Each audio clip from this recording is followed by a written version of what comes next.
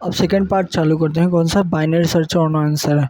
तो क्या है, अब देख आप क्या आंसर, पहले एक वेरिएबल बना लेंगे, उसमें क्या कर देंगे, उसको आंसर को स्टोर कर लेंगे और फिर उसके बाद उसको कंपेयर करके लेफ्ट शिफ्ट और राइट शिफ्ट इसमें करेंगे।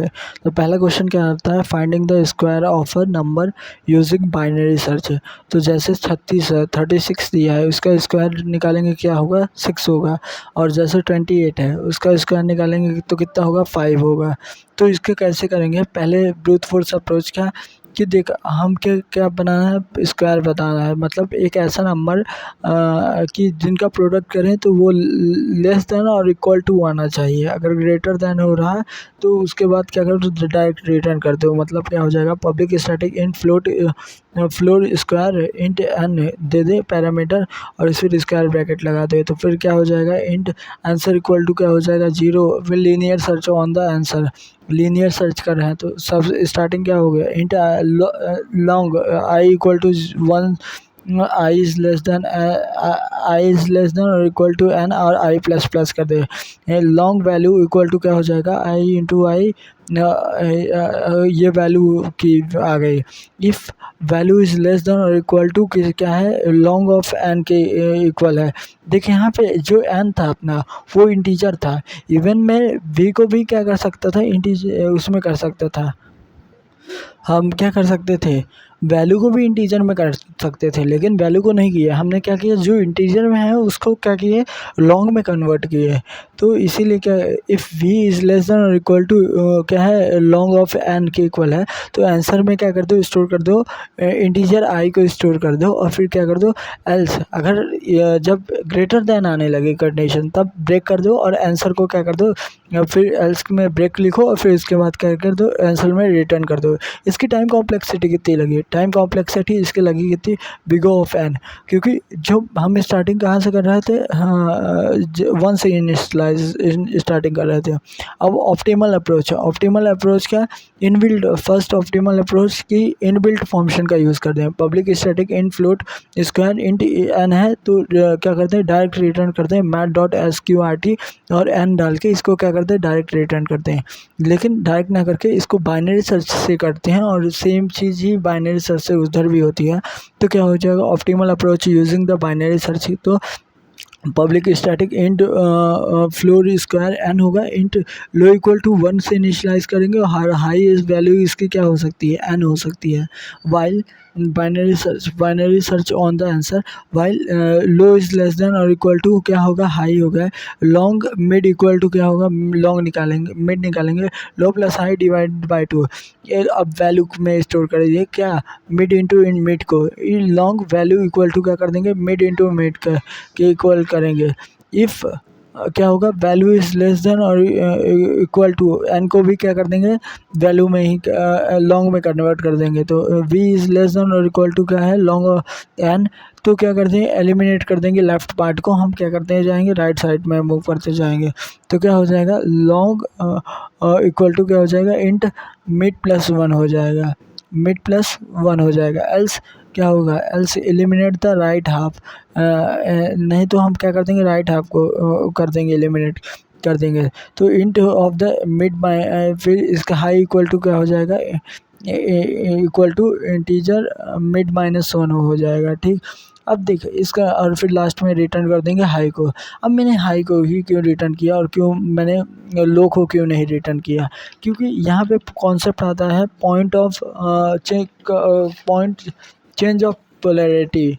चेंज ऑफ पोलैरिटी कैसे कौन काम करता है कि देख 1 इज़ लेस देन 1 इंटू 1 कर रहे थे तो क्या आ रहा था, 1 इंटू 1 कर रहे थे, ये लेस देन n है। तो ये क्या कर रहा है, सेटिस्फाई कर रहा था, सेटिस्फाई लो वाला क्या कर रहा था, सेटिस्फाई कर रहा था। और लास्ट में क्या हो जाएगा, नॉट सेटिस्फाई हो जाएगा। जिस पॉइंट को वो लो कंटेंट करेगा वो नॉट सेटिस्फाई होगा।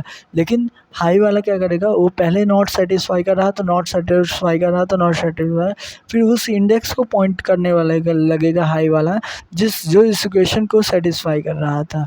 तो इसीलिए हमने क्या किया, यहाँ कॉन्सेप्ट ऑफ अपोजिट पोलैरिटी वाला कॉन्सेप्ट आता है और यहाँ पे क्या हो जाएगा, इसी कारण से हमने उसको पास किया, एज अ हाई को पास किया।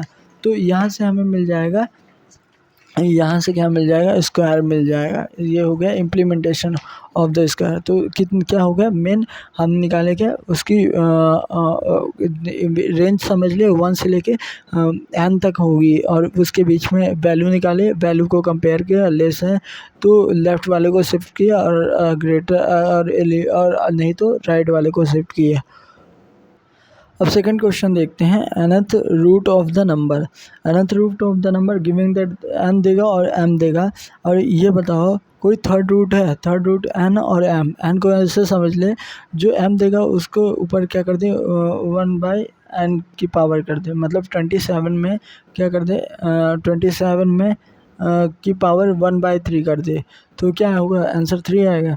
तो ऐसा नंबर कि एक ऐसा नंबर, इंटीजर नंबर जिसको 3 बार मल्टीप्लाई करो तो वो m के इक्वल आए, तो ये होगा क्या, nth पावर। इसी तरह 69, तो ऐसे कोई नंबर जिसको 4 बार मल्टीप्लाई करूँ वो क्या हो जाए, इक्वल टू हो जाए 69 के। तो ऐसा नहीं, कोई नंबर नहीं है, तो रिटर्न क्या करना है इस केस में, -1 रिटर्न करना है।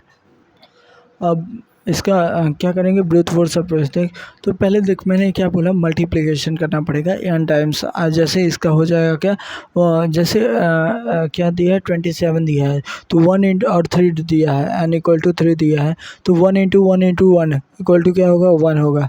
फिर इसके बाद 2 इंटू 2 इंटू 2 इक्वल टू क्या होगा, 8 इज़ लेस दैन 27।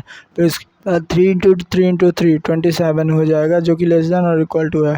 फिर 4 इंटू 4 इंटू 4 करूँगा तो ये कुछ होगा 16 64, तो ये ग्रेटर हो जाएगा, तो इसीलिए इसको नहीं करेंगे। और क्या करेंगे, अगर 4 टाइम वाला देखेंगे तो 1 इंटू 1 इंटू 1 69 वाला भी नहीं आएगा, तो जहाँ पे ग्रेटर हो जाएगा तो वो कंडीशन नहीं आएगी।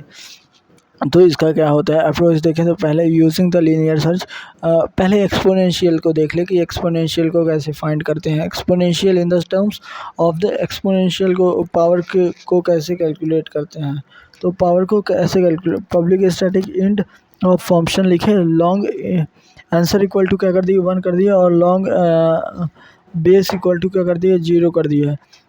अपने को एक्सप्रेशन दिया था, ठीक, अगर जब तक पावर दिया था, जब तक power expression is greater than 0 है, तो क्या कर दो, इफ़ जब तक 0 है तो if expression modulo 2 equal to 1 के इक्वल है, तो एक्सप्रेशन को माइनस कर दो और answer equal to answer into base कर दो। और नहीं तो क्या कर दो, बेस में एल्स क्या कर दो, expression equal to expression divided by 2 और base equal to base into base कर दो, ये हो जाएगा। और लास्ट में क्या कर दो, बेस इक्वल टू क्या कर दो, बेस इंटू बेस कर दो, और फिर लास्ट में आंसर को क्या कर दो, रिटर्न कर दो। या तो इसकी जगह क्या करना है, एक्सप्रेशन की जगह ये जो भी है फंक्शन जो बना है, इसकी जगह मैथ डॉट पावर यूज़ कर लेना और उसको डायरेक्ट पावर दे देना, जो भी n आएगा वो पावर दे देना। जैसे 1 को क्या कर देगा, 3 पावर दे देगा, और 2 को 3 पावर दे देगा, और फिर उसके बाद 3 को 3 पावर दे देगा। अब देख मेन फंक्शन जो है उसी को देख ले, public static int nth root, इसके अंदर 2 पैरामीटर होंगे, n होगा और क्या होगा, एक्सप्रेशन जो भी होगा। तो लीनियर सर्च करेंगे for int i equal to 1, i is less than और इक्वल टू m, और i प्लस प्लस करेंगे, लॉन्ग वैल्यू इक्वल टू, यहाँ फंक्शन को कॉल कर दिया है i के लिए और विद द पावर n देखे।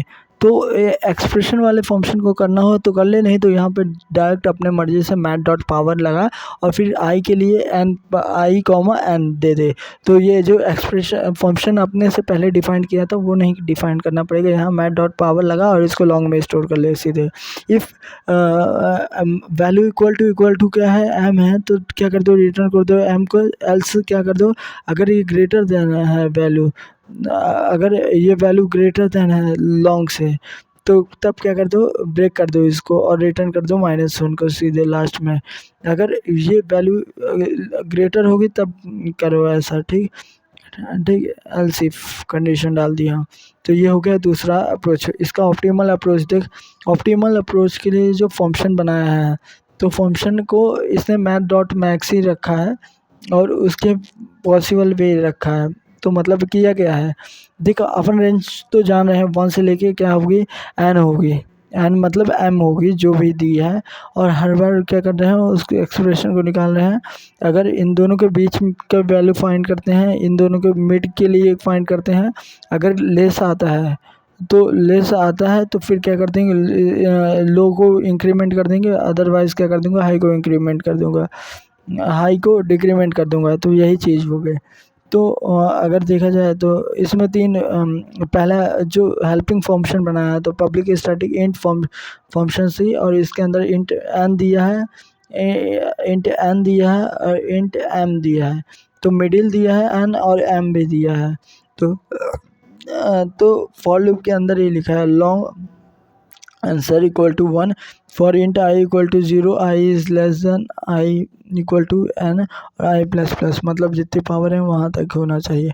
Answer equal to answer into mid, जितने मिड को मल्टीप्लाई कर रहा है, अगर जहाँ कहीं स्टेट में ये आंसर क्या आ जाती है, ग्रेटर आ जाता है, answer is greater than m, तो उस केस में क्या कर देता है, रिटर्न कर देता है 2।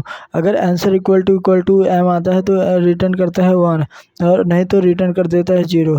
तो ये रिटर्न 1 कर रहे हैं जब मिड इक्वल टू एम आ जाए, रिटर्न 0 कर रहे हैं जब mid is less than M है, और रिटर्न 2 कर रहे हैं जब mid is greater than M हो। तो अब देख, जब ग्रेटर होता है तब क्या करते हैं, जब अब देख, अब इसका nth रूट वाला फंक्शन देखते हैं। इंट लो इक्वल टू क्या हो जाएगा 1 आई, कॉमा हाई इक्वल टू क्या हो जाएगा, एम हो जाएगा। While low is less than और equal to high, int mid equal to क्या हो जाएगा, low plus high divided by 2। Int mid equal to helping function को कॉल किया मिड एन और M. If mid N equal to 1 है तब क्या कर दो, डायरेक्ट रिटर्न कर दो मिड डिटेल को। Else if mid N equal to 0 है तब क्या कर दो, लो को इंक्रीमेंट करके low equal to mid plus 1 कर दो। एल्स क्या कर दो, high equal to high mid minus 1 कर दो। और लास्ट में क्या कर दो, इस एल्स को क्लोज करके ये वाइल लूप को क्लोज करके फिर क्या कर दो, रिटर्न -1 कर दो। तो अगर ये कंडीशन है सॉल्व होती तो -1 रिटर्न कर दो। ये हो गया पहला इसका ऑप्टिमल अप्रोच। ठीक, इसका ऑप्टिमल अप्रोच। इसकी टाइम कॉम्प्लेक्सिटी कितनी लगी, बिग ऑफ लॉग एन लगे। ठीक।